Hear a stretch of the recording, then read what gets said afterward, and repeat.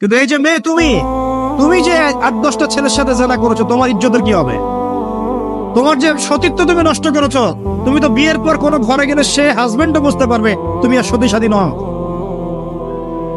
তখন তোমার কি হবে? আর এটা যে এত ভয়াবহ মহামারী আকার ধারণ করেছে না, অনেক ক্ষেত্রে দেখা যায় স্বামী অফিসে যাওয়ার সাথে সাথেই বয়ফ্রেন্ড বাসায় হাজির। এই যে বাক্সে বাক্সে বন্দি জীবন বললাম, বাক্সে বাক্সে বন্দি ফ্ল্যাটের ভিতরে তো ঢুকলে আর বোঝা যায় না ভিতরে কি হচ্ছে। কত ফ্ল্যাটে যে জেনা হয় এখন এই শহরে আল্লাহ ভালো জানে। এই ফ্ল্যাটের প্রত্যেকটা ইঞ্চি ইঞ্চি মাটি আল্লাহর কাছে সাক্ষী দিবে। যেখানে যে মাটিতে বসে অবিবাহিত যুবক যুবতী জেনা করেছে আর বিবাহিত যুবক যুবতীরা এবং এই স্বামী স্ত্রী জেনা করেছে, এর ইঞ্চি ইঞ্চি মাটি আল্লাহর কাছে কথা বলবে। এর ইঞ্চি ইঞ্চি মাটি আল্লাহর সামনে কথা বলবে। সেদিন তুহাদ্দিসু আখবারাহা, জমিন তার খবর বলবে আল্লাহর কাছে। জমিনের কোথায় কোন পাপ হয়েছে সব বলে দিবে। এই জমিনে এখানে দাঁড়িয়ে জেনা করেছে, ওইখানে দাঁড়িয়ে মদ খেয়েছে, ওইখানে কাউকে খুন করেছে, জমিন বলে দিবে।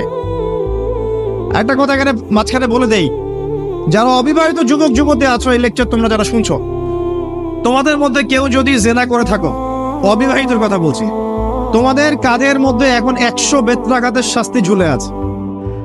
সূরা নূরের 1 থেকে 3 নম্বর আয়াত পড়ে দেখবে, অবিবাহিত যুবক যুবতী যদি জেনা করে তাদের শাস্তি হচ্ছে 100 বেত্রাঘাত, তাও জনসমক্ষে, এবং এক বছরের জন্য নির্বাসন।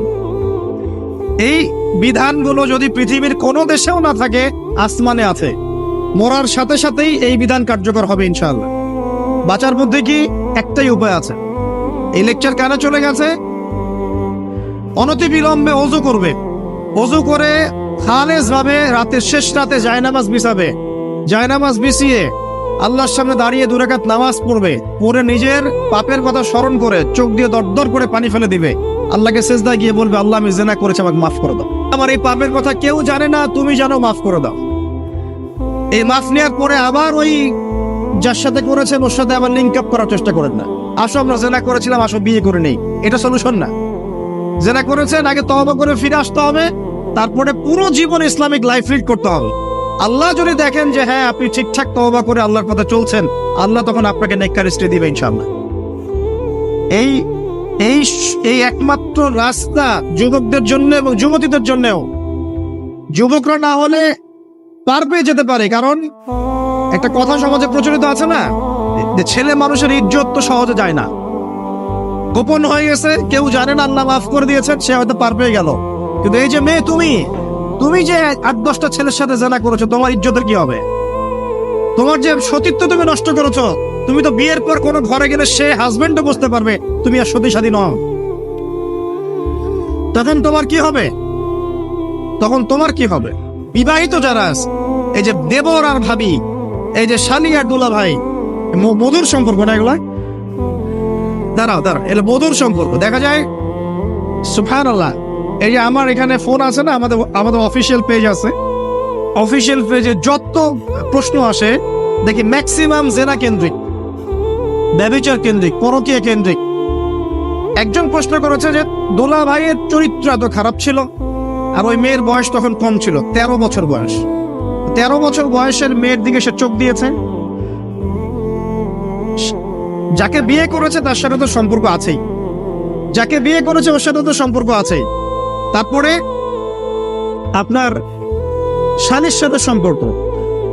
এখন শালীর সাথে তার 2 বছর ধরে সম্পর্ক করার পর সেগুলোর ভিডিও ধারণ করে তাকে ব্ল্যাকমেইল করছে যে যদি আমার সাথে খারাপ কাজে সে রাজি না হয় তাহলে এই ভিডিওগুলো ভাইরাল করে ফেল। এই যে অনলাইনের যুগ, এখন তো মানুষ নিশ্চিন্তে মানুষ যে একটা প্রাইভেট লাইফ লিড করবে সেটাও করতে পারে না।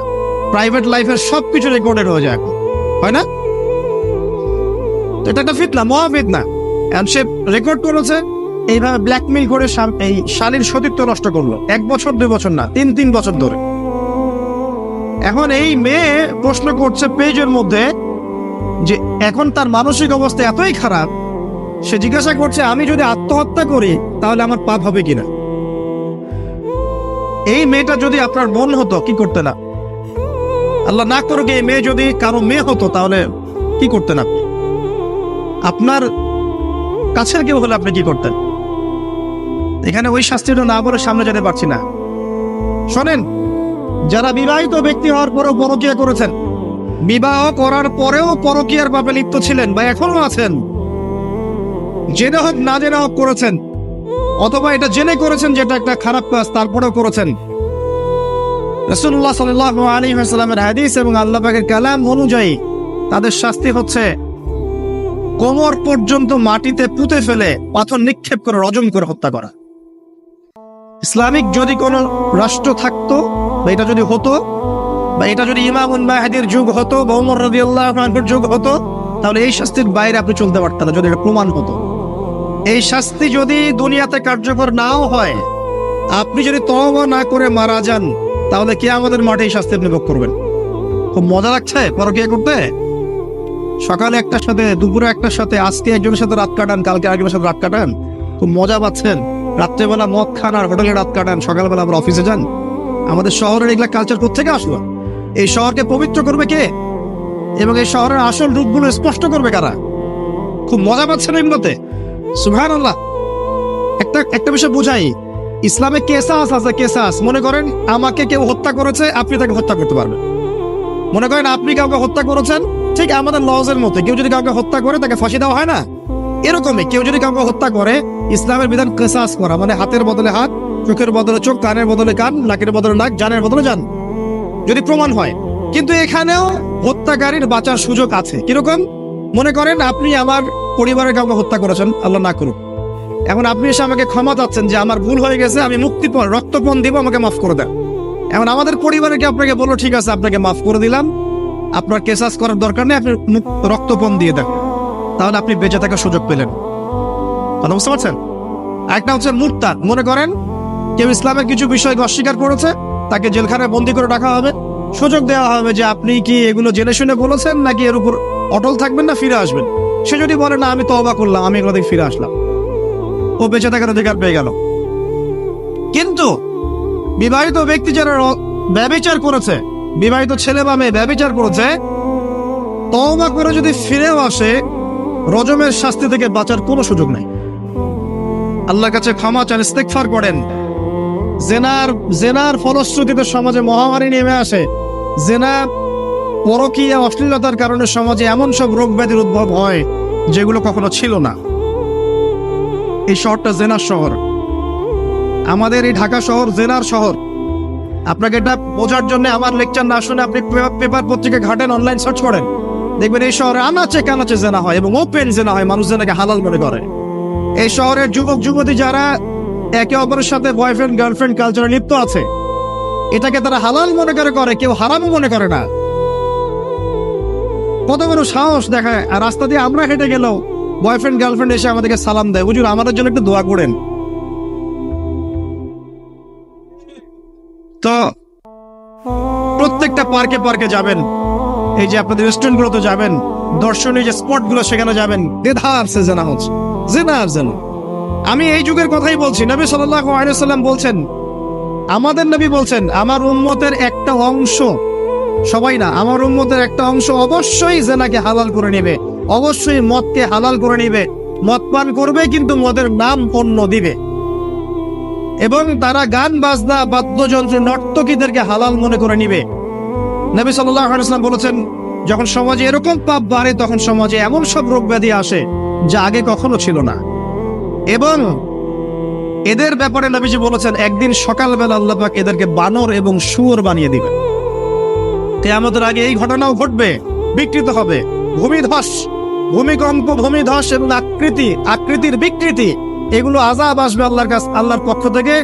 এই জেনা, এই ব্যভিচার, এই পরকীয়া, নোংরামি, অশ্লীলতার কারণে ঘরে ঘরে এগুলা বয়ফ্রেন্ড গার্লফ্রেন্ড কালচার। কেউ মনে করে না যে এগুলা হারাম, কেউ মনে করে না যে আমার এই যে সহপাঠী আমার গায়রে মাহরাম। এই গায়রে মাহরাম শব্দটাই নাই। কাজিন, চাচাতো বোন, মামাতো বোন, খালাতো বোন, এই যে কাজিন, এরা জেনা করছে। কি দেখা বাকি রেখেছে এই যুগে আমরা দেখছি যে নিজের মেয়ের সাথে পিতার শারীরিক সম্পর্ক। পেপার পত্রিকা পড়েন, একটু অনলাইন ঘাটেন, দেখেন কোন যুগে আছেন আপনি। সমাজের ন্যায় অন্যায় হক বাতিলের মানদণ্ডই উল্টে যাবে। মানুষ ন্যায়কে অন্যায় মনে করবে, অন্যায়গুলোকে ন্যায় মনে করে নিবে। কোনো মানদণ্ড নাই, কোনো মানদণ্ড নাই। আমাদের শহরের এই অবস্থা, শান্তিতে কিভাবে ঘুমাবেন আপনি? নিশ্চিন্তে থাকবেন কিভাবে? কখন যে আল্লাহর গজব চলে আসে। কোরআনে একটা আয়াত আছে, যখন আল্লাহ পাকের গজব আসবে তখন শুধু জালেমদের উপর খাস করে আসবে না। আলেমদেরকে জিজ্ঞাসা করেন, আলেম ওলামাদেরকে জিজ্ঞাসা করেন, যখন আল্লাহর গজব আসবে জালেমদের উপরে শুধু খাস ভাবে আসবে না, সবার উপরে আসবে। আমি খুব ভালো মানুষ, ওয়াজ করছি, নসিহত করছি, পার পেয়ে যাবো এমন ভাবার সুযোগই নাই। আপনাকে আপনার সাধ্য মতো অন্যায়ের প্রতিবাদ করার চেষ্টা করতে হবে। লাতা'মুরুন্না বিল মা'রুফ, নবীজি বলছেন অবশ্যই তোমরা সৎ কাজের আদেশ করো। ওয়ালা তানহাউন্না আনিল মুনকার, অবশ্যই অসৎ কাজে নিষেধ করো। আও লা ইউশিকান্নাল্লাহু আন ইয়াবআসা আলাইকুম ইকাবাম মিন, অন্যথায় আমি আশঙ্কা করি তোমাদের উপর আল্লাহর পক্ষ থেকে বিশাল গজব আসবে। সুম্মা তাদউনাহু, এরপর তোমরা সবাই আল্লাহর কাছে দোয়া করবে, আল্লাহ গজব সরিয়ে দাও, সরিয়ে দাও।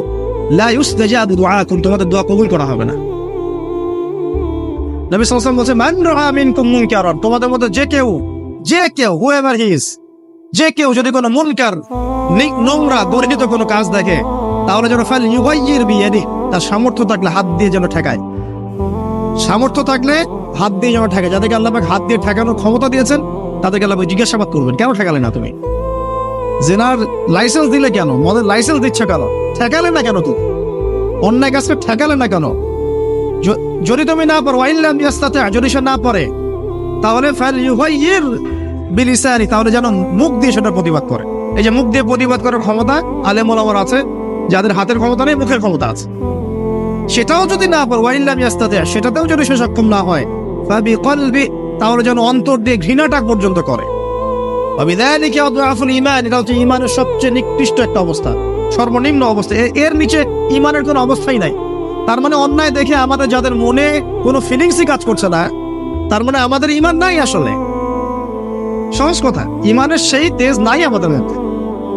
আসুন, একটা ব্যাখ্যা এটাও হতে পারে, সমাজে ন্যায় অন্যায় হক বাতিলের মানদণ্ড উল্টে যাবে। একটা জায়গায় যাচ্ছি, তার আগে একটা কথা বলতে ভুলে গেছিলাম। এখন